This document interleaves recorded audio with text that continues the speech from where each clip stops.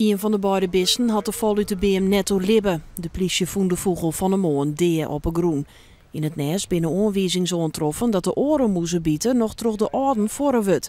Hij is daarom achterlitten op het nest. In dit gebied hebben we heel grote meldingen al gehoord dat van roofvogelvervolging dat nesten vernietigen worden, aaien uithellen worden, jong diermaken worden of vogels vergiftigen worden. De dieren van de roofvogelvervolging binnen over het algemeen dreig te pakken. Het gaat gauw om mensen die denken dat ze gruidevogels helpen door het diermatchen van de roofvogels. De politie hoopt het nou dat tjoegen haar melden. Als dit is vlak bij de dik gebeurd, dus op 4 meter van afstand van de openbare dik. En daar is gewoon met de handzagen is men bezig geweest. Dus men is wel even bezig geweest om deze BM in te zagen. Dus als er mensen informatie hebben hoe dit geval of hoe andere gevallen van roofvogelvervolging, dan kunnen ze dus altijd een bellen op het algemene politienummer. Er binnen dit jaar al meer dan 100 gevallen van roofvogelvervolging bij de Friese politie meldt.